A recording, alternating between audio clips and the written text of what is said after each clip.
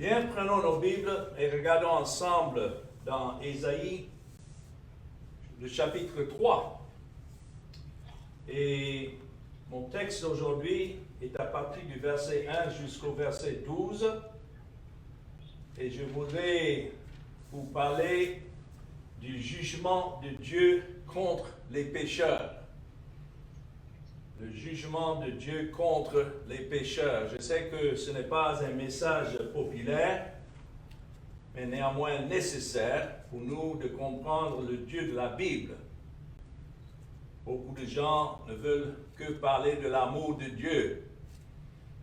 Et le message est que Dieu vous aime. Cela est annoncé partout. Mais où sont ceux qui connaissent la sainteté de Dieu, la justice de Dieu et la colère de Dieu contre les pécheurs?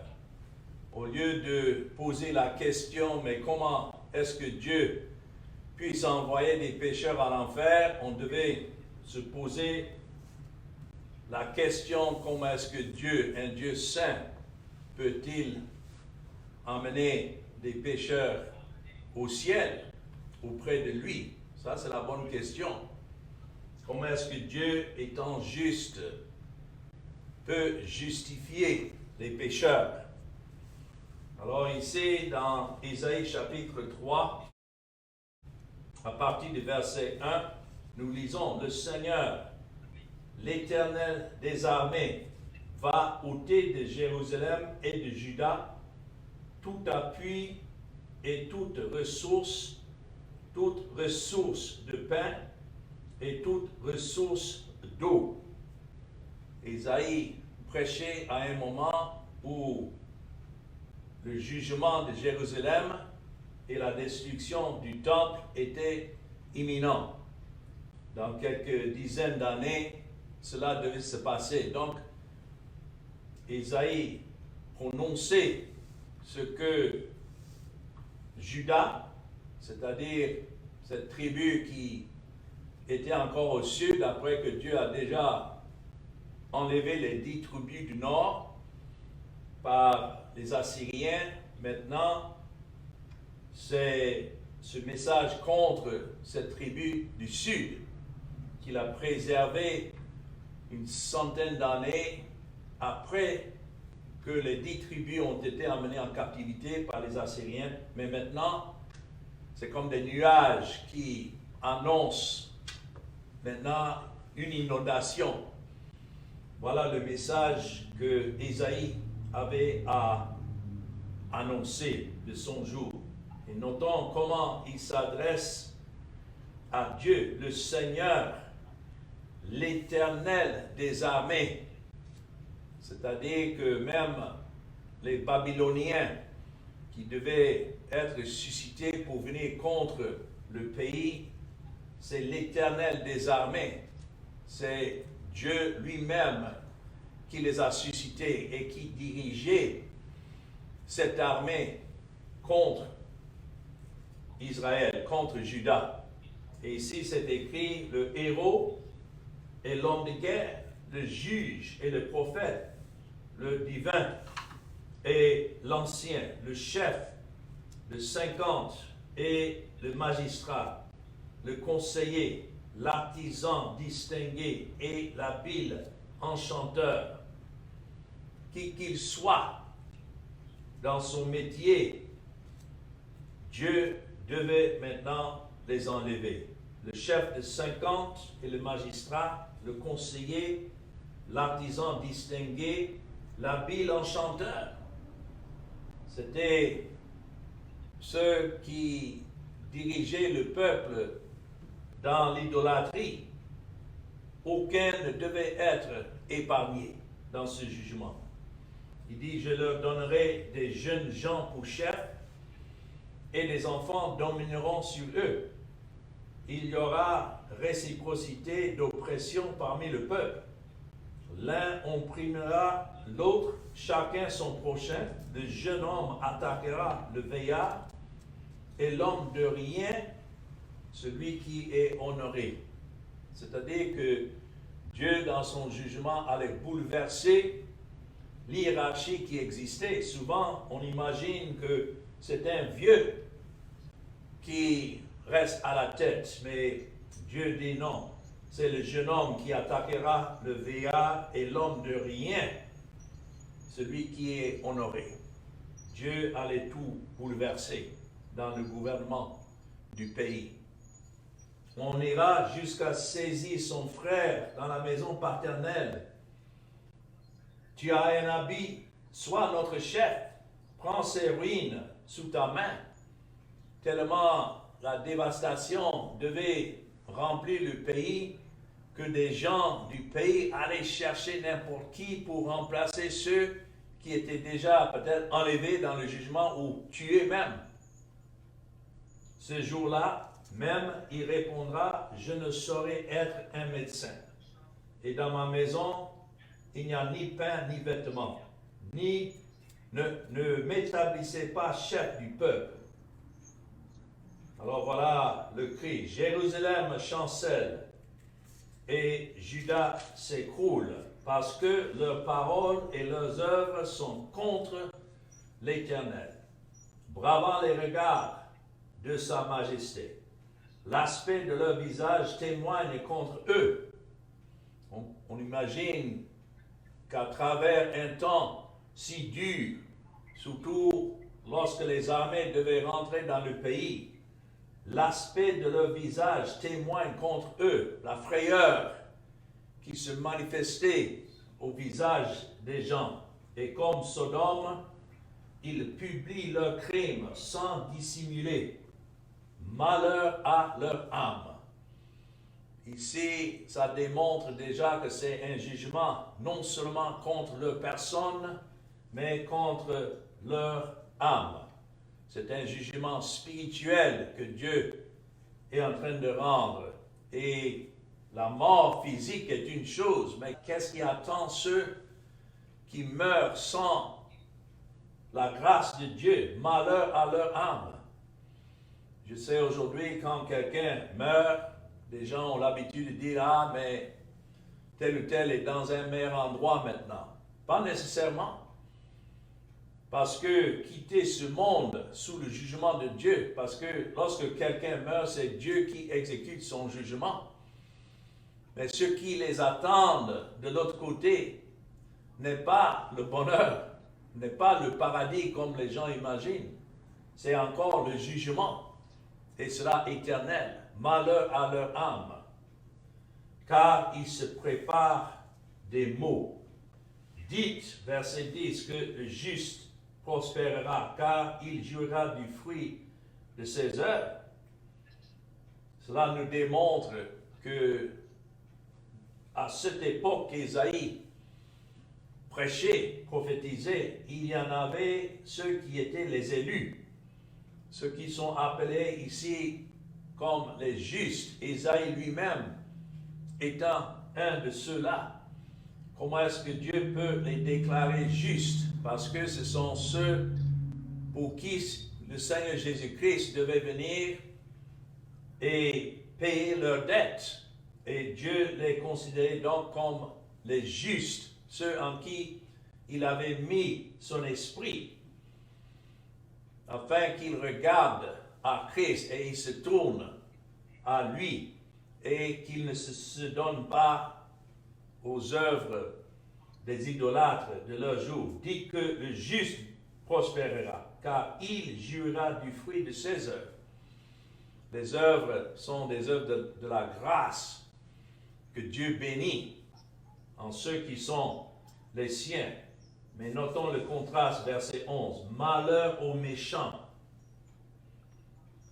Le méchant, ici, s'agit de celui qui est réprouvé par Dieu et rejeté et laissé à lui-même ne connaîtra que le jugement. Il sera dans l'infortune, car il recueillera le produit de ses mains.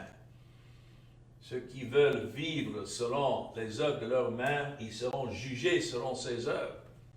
Ceux qui sont justes ne vivent pas selon les œuvres de leurs mains, mais ils vivent selon l'œuvre de Christ qu'il a accomplie, l'œuvre de ses mains.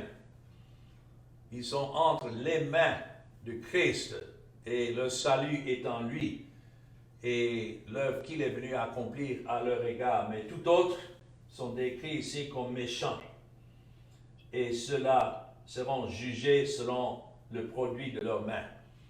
C'est-à-dire que même leurs meilleurs efforts seront condamnables parce que Dieu n'accepte rien de la main des pécheurs puisque c'est toujours le péché, seulement ce que Christ a accompli. Voilà comment Dieu sauve.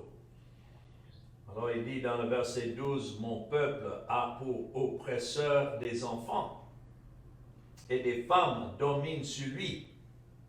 Mon peuple, ceux qui te conduisent t'égarent, et ils corrompent la voie dans laquelle tu marches. » Nous allons tracer une ligne là, tirer une ligne là pour nous arrêter parce que la prochaine fois, je voudrais voir versets 13 à 15, comment le Seigneur lui-même se présente pour plaider, plaidoyer dans le sens devant le cour suprême, sa cour, et porter plainte contre ce peuple. Ce sont des charges légales que Dieu apporte contre ceux qui condamnent, mais nous allons voir ça la prochaine fois. Mais pour cette fois-ci, les versets 1 à 12, nous voyons le jugement de Dieu contre les pécheurs. On peut dire même le juste jugement de Dieu contre les pécheurs. Comme je disais au début, contrairement au faux évangile populaire qui est prêché aujourd'hui, Dieu n'aime pas tout le monde et il ne veut pas que tout le monde soit sauvé. Si tel était le cas, donc tout le monde serait sauvé. Mais lorsque nous arrivons dans la Bible et nous lisons concernant le Dieu de la Bible, la première chose que nous constatons, c'est qu'il y a ceux que Dieu aime, bien sûr. Il les a aimés depuis l'éternité dans son Fils, le Seigneur Jésus-Christ. Mais il faut dire, il y en a aussi qu'il hait et que sa colère réside sur eux. Ça a toujours été sur eux et ça continuera toujours sur eux parce qu'ils n'ont pas de rançon. Ils n'ont pas de sauveur qui est venu sauver ceux que Dieu aime. Dans Romains chapitre 9, si vous voulez regarder là avec moi, et le verset 13. Romains 9 et le verset 13. Nous lisons ici concernant Jacob et Ésaü, les deux étant nés de la même mère. Donc on peut dire qu'ils ont eu le même départ dans la vie, pécheur.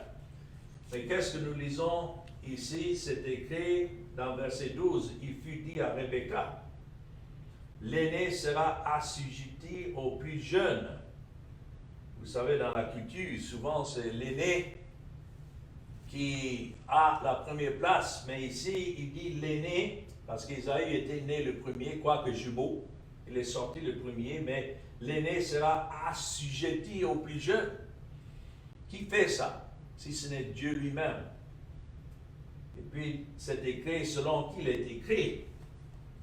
J'ai aimé Jacob et j'ai haï Ésaü. Cela, quand c'est écrit selon ce qui est écrit, vous pouvez voir ça dans Malachie, le chapitre 1, le verset 2. Mais ce qui est clair, c'est que Dieu n'aime pas tous les êtres humains. Parce que il y en a qui sont comme Ésaü, qu'il hait, et il les hait d'une juste colère. Il y avait quelqu'un, une fois, qui a posé la question à un prédicateur, disant, mais je ne comprends pas comment Dieu pouvait haïr Ésaü. Et le prédicateur a bien répondu. Il a dit, pour moi, je n'ai pas de problème pour comprendre comment Dieu a haï Ésaü. Pour moi, ce qui m'étonne, c'est qu'il a pu aimer Jacob. Le nom Jacob signifie quelqu'un qui supplante et qui transforme. C'est dans le sens d'être un menteur. Et nous savons que Jacob n'a pas été aimé à cause de quelque chose de bien en lui par rapport à Ésaü. Les deux sont nés pécheurs, descendants d'Adam, mais il a plu à Dieu d'aimer Jacob et il a plu aussi à Dieu d'haïr Ésaü. Donc ici, dans Ésaïe chapitre 3, quand Ésaïe est en train de prononcer ses jugements contre ces pécheurs qui étaient encore dans le pays, autour de Jérusalem et en Judée, le jugement a été annoncé parce que c'était des gens que Dieu avait laissés à leur sens réprouvé. On peut peut-être se demander, oui, mais est-ce qu'ils n'étaient pas Israël? Oui, mais comme nous voyons ici dans Romains chapitre 9 et le verset 6, le fait qu'il y en avait qui étaient incrédules, Paul pose cette question, ce n'est point à dire que la parole de Dieu soit restée sans effet. D'autres, quand ils lisent la parole des prophètes, en appelant des pécheurs à se repentir, ils imaginent que non, c'est parce que l'homme, sa volonté est plus puissante que la volonté de Dieu. Tel n'est pas le cas. Le fait que d'autres restent dans leur incrédulité ne signifie pas alors que la parole de Dieu est restée sans effet. Mais il dit ici, dans Romains 9, 6, car tous ceux qui descendent d'Israël ne sont pas Israël. Parmi tous ceux qui vivaient encore à Jérusalem à cette époque et en Judée, bien sûr, ils portaient le titre d'Israël. Ils étaient des descendants d'Abraham physique, mais ils n'étaient pas tous les élus de Dieu. C'est écrit dans le verset 7 de Romains 9. Et pour être la postérité d'Abraham, ils ne sont pas tous ses enfants. Oui, ses enfants physiquement, mais pas spirituellement. Parce que c'est écrit, il dit, en Isaac sera nommé pour toi une postérité. Et là, quand c'est écrit en Isaac, il s'agit du Christ qui est venu de cette postérité d'Isaac. Et c'est en lui alors que sera la postérité. Verset 8, c'est-à-dire que ce ne sont pas les enfants de la chair qui sont enfants de Dieu, mais que ce sont les enfants de la promesse qui sont regardés comme la postérité. Alors, ceux que Dieu a préservés de ce jugement, ils étaient élus déjà en Christ avant la fondation du monde. Et c'était pour eux que Christ devait venir des années plus tard et payer leurs dettes. C'est ainsi qu'ils sont appelés les enfants de la promesse. Mais le reste était ordonné au salut. Ce qui est sûr, troisièmement, que les gens ignorent concernant Dieu, c'est que Dieu est en colère contre les méchants chaque jour. Ce n'est pas un message d'amour général que « Oh, Dieu vous aime et ne voudrait pas réellement vous condamner, mais si vous ne l'acceptez pas, alors vous ne laissez pas autre choix que de vous condamner. » Ça, ce n'est pas le message de la Bible. Le message de la Bible dans Psaume chapitre 7 et le verset 12, c'est écrit, Dieu est un juste juge, Dieu s'irrite en tout temps. C'est-à-dire que c'est la nature de Dieu d'agir dans sa colère. Quand le mot s'irriter est utilisé, ce n'est pas que des gens comme nous, ils nous provoquent à la colère, alors nous réagissons, non. Mais c'est une manière parce que la première partie du verset dit Dieu est un juste juge. Si quelqu'un est réclamé devant le juge et le juge est juste, donc le juge est juste pour condamner toute transgression. Et c'est pourquoi c'est écrit Dieu s'irrite, notons, en tout temps. Là encore, nous devons nous poser la question, mais comment alors est-ce que Dieu peut sauver? C'est uniquement par la satisfaction d'un représentant, un avocat devant lui. Autrement, ce n'est que la colère de Dieu qui demeure sur les méchants. Et c'est écrit dans le verset 13, si le méchant ne se convertit pas, il aiguise son glaive, il bande son arc et il vise. Il dirige sur lui des traits meurtriers, il rend ses flèches brûlantes. C'est la manière que ça décrit la colère de Dieu contre tous ceux qui sont ordonnés à la condamnation.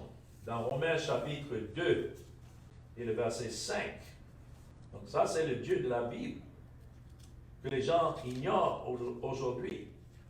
Mais dans Romains 2 et le verset 5, voilà la manière que c'est décrit ici. Mais par ton endurcissement et par ton cœur impénitent, tu amasses un trésor de colère pour le jour de la colère et de la manifestation du jugement de Dieu. Même si Dieu ne juge pas immédiatement ceux qui sont laissés à eux-mêmes, ceux pour qui Christ n'a pas payé leur dette, mais ils continuent à vivre dans cette vie. Il ne faut pas penser alors, puisqu'ils vivent, et plusieurs fois, une vie de succès par rapport au monde. Et il semble au monde que ce sont des grands gens, mais c'est parce que Dieu a un jour où il a ordonné la condamnation. Et tous les jours que ceux-là vivent, ils ne font qu'amasser, notons, un trésor de colère pour le jour de la colère et la manifestation du juste jugement de Dieu. C'est écrit qu'il rendra à chacun selon ses œuvres. Personne ne sera sauvé selon ses œuvres, mais ici, il rendra dans le jugement selon ses œuvres. Si un homme n'a pas l'œuvre de Christ, alors il ne reste que la condamnation. Alors ceci, dans Ésaïe chapitre 3, est certainement un message qui donne à réfléchir à la colère de Dieu contre les pécheurs dans ses justes jugements pour leurs péchés. Donc, premièrement, revenons dans Ésaïe chapitre 3, dans les versets 1 à 7, nous voyons le profil d'un peuple sous jugement. Comment est décrit un peuple qui est sous le jugement de Dieu? Premièrement, ici dans les versets 1 à 7 que nous avons lus, nous voyons les pénuries de nourriture et d'eau et de dirigeants compétents. Cela veut dire vide de dirigeants compétents. Ça commence, comme je disais tout à l'heure dans le premier verset, voici le Seigneur, l'Éternel des armées. Ce mot Seigneur, c'est le mot qui s'agit du Dieu, Jéhovah, le Dieu qui est le Père, le Fils et le Saint-Esprit, un Dieu trinitaire. Et quand c'est écrit le Seigneur, l'Éternel, c'est lui qui est le magistrat en chef. C'est lui qui est assis sur le trône et qui agit comme il lui plaît. L'expression spécifique ici, le Seigneur, et le mot éternel, c'est le mot Jéhovah, l'Éternel, le Seigneur des armées. est utilisé maintes fois dans l'Ancien Testament pour mettre l'accent sur la majesté et la puissance de Dieu. Voilà un Dieu que le monde ne connaît pas. Pour eux, Dieu est comme leur prochain. C'est un petit Dieu. Quelqu'un, lorsqu'on est dans les difficultés, on peut maintenant l'adresser et le supplier pour venir en aide. Mais où sont ceux aujourd'hui qui connaissent le véritable Dieu, le Seigneur des armées, le maître de tout? C'est lui qui est Jéhovah des armées. Quand le mot armée est utilisé là, ce n'est pas simplement les armées physiques ou militaires, mais il s'agit même des armées célestes. Les anges sont à sa disposition pour agir comme il lui plaît. Et donc, voilà le Dieu devant qui les hommes ont affaire. Pas un petit Dieu, mais le véritable Dieu.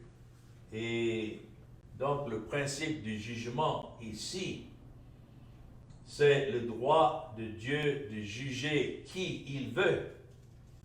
Et une manière que Dieu peut amener un jugement sur une nation, voilà ce que nous voyons cité ici. C'est peut-être par le jugement où c'est écrit « Va ôter de Jérusalem et de Juda ». Dieu, dans son jugement, peut complètement anéantir un pays ou un peuple et le faire par la guerre. Cela se passe même aujourd'hui dans beaucoup de pays. On se demande, mais d'où viennent ces guerres? C'est de la main de Dieu. Parce que c'est Dieu qui dirige en toutes choses. Et souvent, la voie de jugement de Dieu est si manifeste dans les guerres qui ravagent les pays, où, en fin de compte, comme c'est écrit ici, tu appuies et toute ressource de pain, toute ressource d'eau, la famine. Ce sont des jugements de Dieu contre un pays. Bien sûr, parfois, même les enfants de Dieu doivent vivre dans des pays où Dieu est en train d'exercer son jugement. Mais il faut dire que Dieu fait cela pour manifester combien il est saint et combien les hommes sont pécheurs. Souvent, on entend parler, les gens dire que, oui, beaucoup d'innocents ont été tués. Il n'y a pas d'innocents par rapport à Dieu et sa sainteté, parce que nous sommes tous nés pécheurs.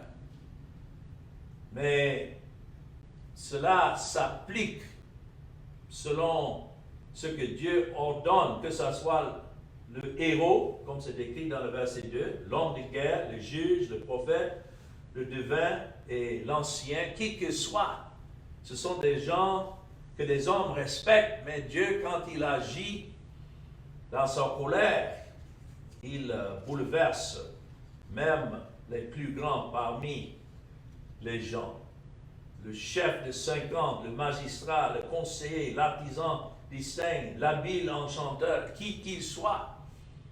Quand c'est écrit l'habile enchanteur, ce sont des gens que même les plus grands aillent consulter pour essayer de voir sur quel pied danser. Pourtant, ceux-là sont sous la condamnation de Dieu. Et voilà comment Dieu peut agir dans sa colère, même maudire une nation avec des dirigeants incompétents et impies. Parfois, on se gratte la tête pour demander, mais avec les élections, comment il se peut que rien ne change? C'est toujours des gens incompétents qui se lèvent au pouvoir et même les gens votent pour qu'ils se mettent là.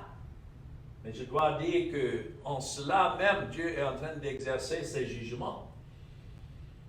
Verset 4, ici de mon texte, je leur donnerai des jeunes gens pour chefs. Quand c'est écrit jeunes gens, cela veut dire des gens qui ne sont pas mûrs. Et souvent, voilà ce qui tourne les têtes des gens dans les élections. Ils voient un jeune qui n'est pas comme les autres. Et on se dit, ah, mais puisqu'il est jeune, donc il doit être plus sage. Pas nécessairement. Et placer maintenant à la tête, cela prouve qu'ils ne sont pas mieux que ceux qui les ont précédés. C'est écrit des enfants domineront sur eux. Quand c'est écrit des enfants, il s'agit des gens qui ne sont pas mûrs. Alors, est-ce que Dieu rend ses jugements dans toutes ces choses? Certainement. Rien ne se passe sur la terre que Dieu lui-même ne l'ordonne. Et même s'il y a une crise de leadership qui se produit, c'est Dieu qui exerce sa volonté en cela. Et cela peut se passer même pendant un moment de prospérité économique. Dans Ésaïe chapitre 2, le verset 7, rappelons-nous de ce qui a été déjà annoncé, le pays est rempli d'argent et d'or. Et il y a des trésors sans fin. Le pays est rempli de chevaux et il y a des chars sans nombre. Parfois, quand les gens voient la prospérité économique d'un pays, ils se disent, ah, mais Dieu est en train de bénir. Pas nécessairement. Il faut savoir que même cette prospérité peut servir dans les mains de Dieu comme un jugement. Parce que plus les gens s'enrichissent, plus leurs cœurs sont endurcis. Et surtout quand vous allez maintenant leur prêcher qu'ils sont pécheurs et qu'ils ont à se repentir et que leur seul espoir est en Christ seul, ils vont repousser pour dire, ah non, mais regardez comment Dieu bénit. Il ne faut pas me prêcher comme si je suis sous le jugement de Dieu. Donc, ils se fient à leur prospérité. Pourtant, c'est un jugement de Dieu. Mais on peut dire aussi que le plus grand jugement, voilà ce que je considère comme le plus grand jugement de Dieu, c'est de laisser les gens à un cœur méchant qui ne désire pas Christ. Cela veut dire un cœur qui est endurci par Dieu lui-même. Dieu n'accorde pas la repentance. Il faut savoir que la repentance est le don de Dieu. Mais Dieu peut rendre son jugement tout en donnant aux gens ce qu'ils désirent selon la chair, mais en cela les condamnant davantage. Dans le psaume 106, nous voyons cela décrivant le peuple d'Israël à un moment donné dans le désert. Ils ont convoité ce qu'ils n'avaient pas et ils se plaignaient de ce que le Seigneur leur a donné dans la manne en les soutenant dans le désert. Et c'est écrit ici dans le verset 14 de Psaume 6. Il fut saisi de convoitise dans le désert et ils tentèrent Dieu dans la solitude. Verset 15, il leur accorda ce qu'ils demandaient. Cela veut dire Dieu leur accordait ce qu'ils demandaient. Mais quoi? Puis il envoya le dépérissement dans leur corps. Ils se montrèrent dans le cas jaloux contre Moïse, contre Aaron, le Saint de l'Éternel. Et la terre s'ouvrit et engloutit Dathan, et elle se referma sur la troupe d'Abiram. Le feu embrasa leur troupe, la flamme consumma les méchants. Alors voilà un exemple où Dieu parfois donne ce que les gens cherchent. Et je dois dire, de nos jours, même sous le nom du christianisme, les gens vont dans leur lieu de culte pour adorer, cherchant quelque chose de bien de la main de Dieu. Mais c'est la convoitise qui les pousse. Mais tout dans cela, Dieu leur donne ce qu'ils désirent. Et il se fient dans leur prière pour dire, ah voilà, quand on prie, voilà comment Dieu agit. Sans savoir que même Dieu leur donne ce qu'ils désirent dans leur convoitise est un jugement, est une manifestation de sa colère. Dans Romains chapitre 1 et le verset 28, c'est écrit comme ils ne se sont pas souciés de connaître Dieu. Voilà, quand nous sortons pour prêcher, c'est pour enseigner le véritable Dieu, mais puisqu'il ne se soucie pas de connaître ce Dieu-là, et nous savons qu'aucun pécheur ne cherchera à connaître Dieu en vérité si ce n'est l'Esprit de Dieu, à travers l'Évangile fidèlement prêché, que Dieu ouvrira leur cœur.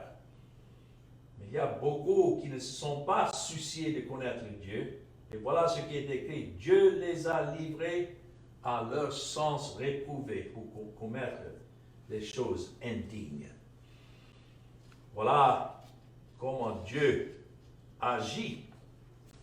Et c'est ce qui s'est passé ici dans Isaïe chapitre 3, où ces gens laissés à eux-mêmes étaient un jugement de Dieu, même avant que les Babyloniens sont venus détruire la ville et détruire le temple. Alors, ça c'est le thème de ces versets 1 à 7 que nous avons déjà lus. Mais dans les versets 8 à 12, pour résumer cela, c'est ainsi que nous voyons comment les pécheurs sont mûrs pour le jugement. C'est comme un fruit qui est en train de mûrir sur une vigne ou sur un arbre, mais le fruit est pourri. Voilà comment les pécheurs sont mûrs pour le jugement. Premièrement, leur langue, c'est-à-dire leurs paroles et leurs actions sont contre l'Éternel. C'est pourquoi il dit Jérusalem chancelle et Juda s'écroule, parce que leurs paroles et leurs œuvres sont quoi? Contre l'Éternel. C'est pourquoi Dieu est juste dans ses jugements, parce que tout ce que l'homme est dans son péché, sa parole, ses actions, est contre l'Éternel, en inimitié contre Dieu. Et donc, tout cela donne à Dieu le droit de juger comme il veut selon sa sainteté. Il est beaucoup plus facile de penser que ce que nous faisons est offensant pour Dieu que de penser que ce que nous disons peut provoquer les yeux de sa gloire. Il y a beaucoup qui pensent que plus ils s'efforcent devant Dieu, plus Dieu prend plaisir, mais c'est le contraire, selon ce que nous lisons ici. Plus les hommes agissent dans leur péché, plus cela attire la colère de Dieu.